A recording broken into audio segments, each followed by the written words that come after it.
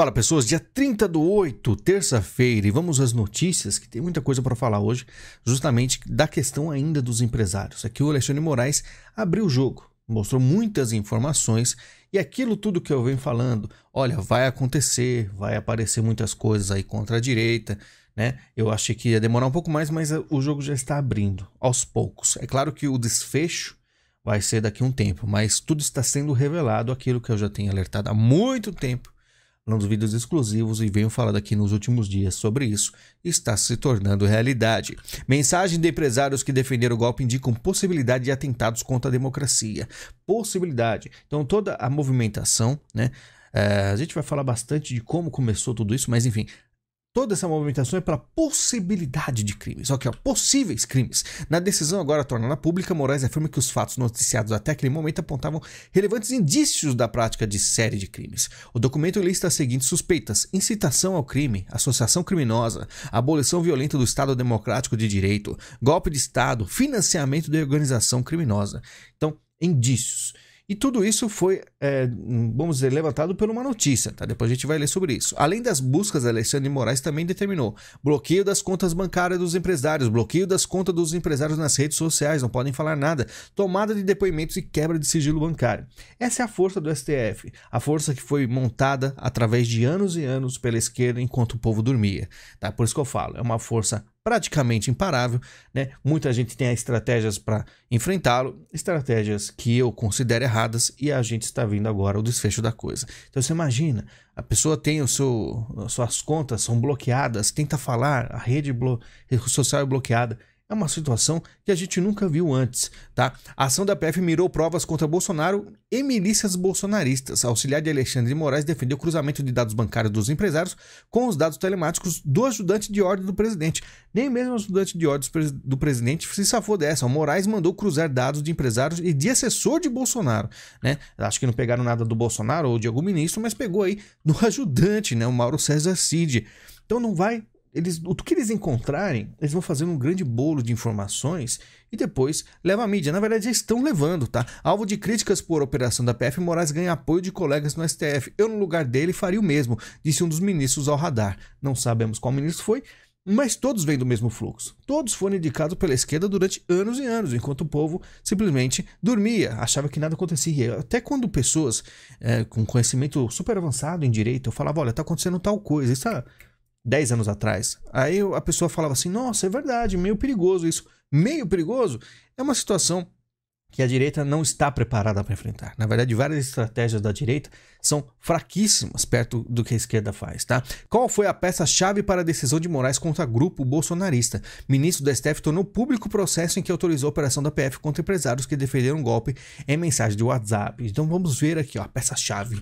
Para o ministro autorizar a operação da PF foi uma manifestação do juiz instrutor Ayrton Vieira, que veio a público nesta segunda-feira, dia 29, após Moraes retirar o sigilo do processo. Nessa manifestação, Vieira elenca uma série de elementos de conexão entre o pedido da PF contra os empresários bolsonaristas e outros 5 inquéritos que estão sob a relatoria do Moraes no STF. Os das fake news ou dos atos antidemocráticos, né, já arquivado a pedido da Procuradoria-Geral da República, o das milícias digitais, o que investiga convocações para o ato de 7 de setembro, né, de 2021, que teve caminhões e tratores na esplanada dos ministérios, e o que apura a divulgação de informações falsas sobre a C-19 por parte do presidente Jair Bolsonaro. Então, olha o bolo de informações. Vão cruzar informações e vão pegar aí se existem movimentações financeiras para qualquer uma dessas coisas, até mesmo para questões de internet, de redes sociais. Ó. Gabinete de Moraes aponta ligação entre empresários e gabinete do ódio.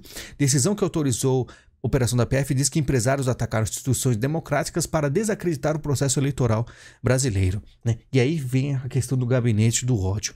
E aí eles mostram algumas informações, né? Mostra aí pessoas que seriam o gabinete do ódio, né? Aí você vê lá o Hang lá em cima, né? Luciano Hang, e aí o financiamento, algumas pessoas, foto de pessoas que vocês conhecem, alguns influenciadores, né, de direita aí, muita informação que eles vêm juntando há muito tempo para o quê? Dar corpo à coisa e para jogar ao público através da mídia, Globo, que for, e fazendo a cabeça, né, da população e mostrando que existe aí toda uma coisa arquitetada, né? De certa forma é assim que eles estão agindo, né? E você vê que algumas contas aqui de Twitter eles colocaram, tiraram o sigilo e apareceram algumas que inclusive nem estão mais nas redes sociais, né?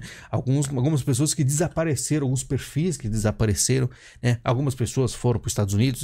Então você vê que eles têm planejado isso há muito tempo. Quando se fala em esquerda, né, eles esperaram muito tempo para fazer tudo isso. O poder da esquerda ele vem durante muito tempo de uma forma bem sutil, colocando um ministro, outro ministro, mais um ministro e fazendo toda essa movimentação. E quando chega a direita quer fazer tudo muito rápido e de uma forma muito extrema e acaba por não funcionar, né? E vamos ver o que vai dar tudo isso. A figurinha de WhatsApp virou elemento para a operação contra empresário. Então você vê por causa de uma figurinha, o empresário já foi colocado aí nesse inquérito. O PF se baseou só em reportagem para pedir operação contra empresários. Na representação ao ministro do STF, a Polícia Federal deixou claro que se baseou apenas na reportagem do colunista Guilherme Amado do Metrópolis para defender a operação contra empresários bolsonaristas que teriam defendido um golpe de Estado em conversa num grupo de WhatsApp. Você vê que a esquerda não só tem o poder, né, do judiciário, como ela tem a mídia. Então, eles se uniram e fazem aí essa operação. Só que eu me pergunto, como é que o Metrópolis o Guilherme Amado teve essa informação? Será que foi alguém no grupo? Como é que vazou? Como é que isso aconteceu? Então você vê, eles têm muitas armas para usar. E eu não estou falando aqui que está certo, né, tudo isso que está acontecendo. Só estou falando que é uma guerra, né, e cada um resolveu agir de uma forma. Eu sinceramente nunca vi esse negócio de possíveis crimes. Não foi feito crime algum, tá? Mas sinceramente, o que precisa? Precisa só parecer que teve um crime, né? E aquilo, eles vão pegar aí provas, eles vão usar a justiça contra a direita, e por isso que muita gente acabou saindo de cena. Tem um monte de influenciadores que não participam mais. Eu falo, é uma situação complicada. Eu avisei há muito tempo em vídeo exclusivo. Depois a gente conversa mais. Acredito que hoje eu farei o vídeo exclusivo, tá?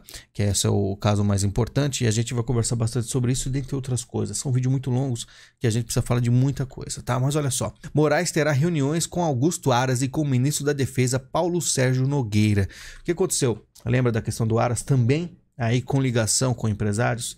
Né, tinha conversa com um dos empresários, isso aí já começou mais uma arma contra o Aras. O Aras foi falar com o Paulo Sérgio Nogueira. E agora os dois, o Aras e o Paulo Sérgio Nogueira, vão conversar com o Alexandre de Moraes. E aí eu pergunto, conversar o quê? O que será decidido? Né, o Alexandre de Moraes vai conversar o quê depois desse encontro do Aras e o ministro da Defesa? Agora os três vão conversar. A coisa está ficando realmente preocupante, tá? É uma coisa, como falou o Moraes, ninguém vai ter aí descanso, tá? E provavelmente a direita em peso aí está muito preocupada, né? Campanha decide que Bolsonaro irá aos próximos debates na TV. Após reunião na tarde desta segunda-feira, campanha avaliou que a exposição seria benéfica ao presidente. Mas é lógico, sinceramente, ele saiu muito bem. O Lula gaguejou, não soube responder, fugiu de perguntas e o Bolsonaro foi muito enérgico, muito, vamos dizer, agressivo, né, contra os seus opositores que estavam agressivos contra ele, tá? Acredito que só uma coisa ou outra que o Bolsonaro poderia ter puxado um pouquinho o freio de mão, mas aí a gente conversa em vídeo exclusivo.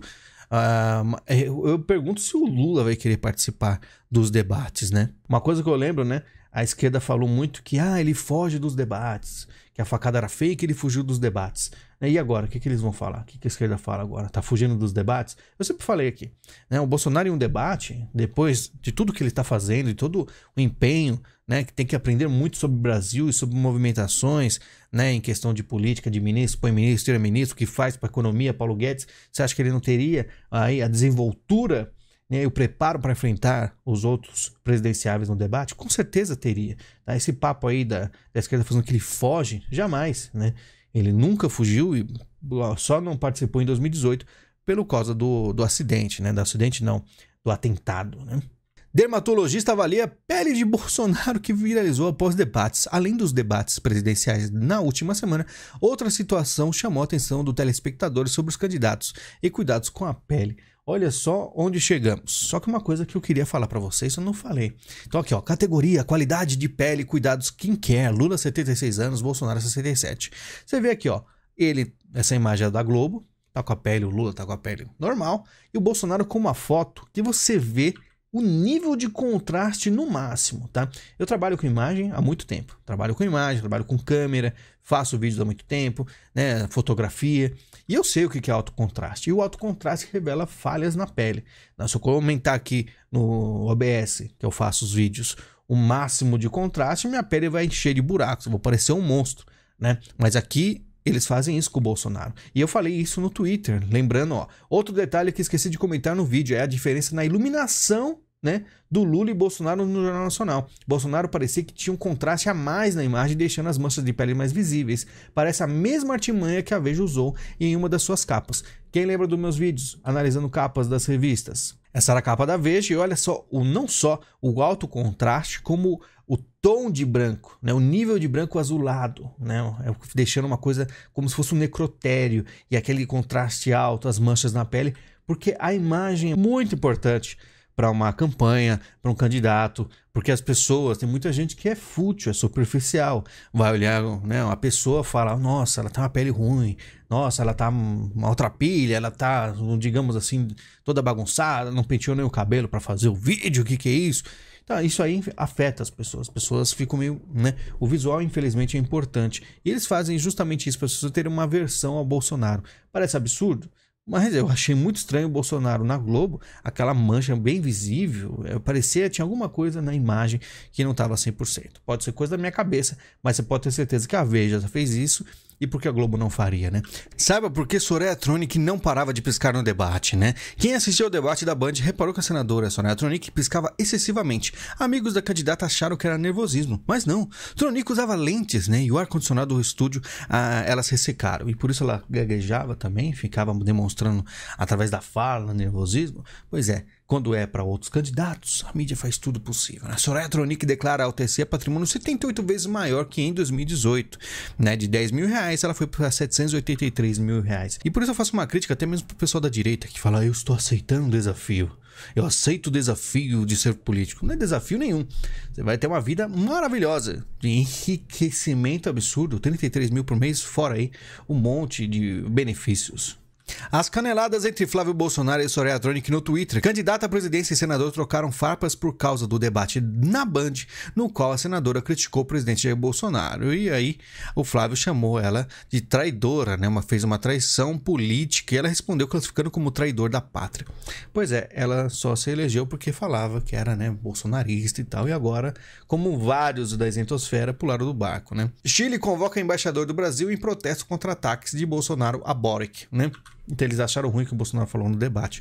Mas o Chile é isso mesmo, né? Teve o maior quebra-pau lá, ele falou na questão de colocar fogo, mas teve realmente aí, a esquerda botou para quebrar lá no Chile. Você via aí todas as manifestações. Chanceler do Chile fala de Bolsonaro foi gravíssima e afeta a relação. Que relação? É a mesma coisa relação com Maduro, relação com a Argentina, não tem relação nenhuma. PGR concorda com o pedido da PF para tomar depoimento de Bolsonaro sobre notícias falsas relacionadas a C-19. Lindora. Então, mais uma vez, mais uma coisa contra o Bolsonaro aí, né? Que ele vai ter que se explicar, deu aí 60 dias. Sendo que foi qual caso? Aquele que ele leu uma revista, que tinha algumas informações e deram como se fosse ele, o criador da fake news. Enfim, Patrícia Pilar, pare de falar de mim. Há 20 anos, Ciro Gomes, meu ex-marido, disse uma frase infeliz em entrevista e imediatamente me pediu desculpas que foram aceitas já naquela época. Então a Patrícia Pilar defendendo o Ciro, veja só, né? A partir dessa entrevista, adversários sem caráter criaram uma mentira sórdida sobre uma agressão que nunca aconteceu. Quem insistir em disseminar essa fake news perversa sofrerá as devidas medidas judiciais. Nunca aconteceu, mas o Ciro já deu tapa no Mamãe Falei, né? Deu aí, fez uma agressão contra jornalista, né? Mas nunca aconteceu com Patrícia Pilar, né? É fake que Lula recebeu papel com cola durante a entrevista do Jornal Nacional. Eu nem ia comentar isso aqui, tá? Eu, como eu falei, trabalho com câmera há muito tempo, sei sobre ângulos e tal. E aí, uma hora a Renata, ela vai lá e faz assim com a mão, né? Ela vira a folha e aí passa no ângulo que ela tava, passa na tela e o pessoal falou que estavam passando um papel pro Lula. Como se fosse, né, combinado alguma coisa, eles não fariam antes. Ele tinha um papel na frente dele, ele leu o papel, mas ele já tinha esse papel. Lula diz que foi absolvido, mas segue com problemas na justiça. Erros do judiciário beneficiaram o petista, que teve maioria das acusações prescritas, suspensas ou arquivadas, né? Então vamos ver aqui, o Poder 360 colocou uma imagem que interessante, colocando, ó, Lula se livrou de processos, mas só teve 3 absolvições. Só. Erros do judiciário beneficiaram o petista, que teve a maioria de acusações prescritas, suspensas ou arquivadas. Tá aqui todo sorridente, né? Tem o triplex do Guarujá, prescrito. Sítio do Atibaia, prescrito. Terreno do Instituto Lula, suspenso. Doações do Instituto Lula, suspenso. Caça Sueco, suspenso. Guiné Equatorial, o Laranja Ação trancada, tá? E arquivado foram Costa Rica, Quadrilhão do PT, Nestor Severo, Zelotes. Absolvido em 3 dos 11 casos mais conhecidos. A defesa do ex-presidente cita que já seriam 24 no total, incluindo inquéritos que não viraram ações penais, né? E aí o Bonner chega no Jornal Nacional e fala que não deve mais nada, a justiça está tudo tranquilo. E a população, talvez alguns acreditam. Galera, muito obrigado pela presença de vocês, muito obrigado pelo carinho. Daqui a pouco farei vídeo exclusivo, né, se tudo der certo, e amanhã a gente posta. Lembrando, temos Pix, temos Patreon, Padrim, temos membros do canal e também o botão valeu e, claro, o link da Amazon. Ajude o canal. Muito obrigado, a gente se fala e até mais.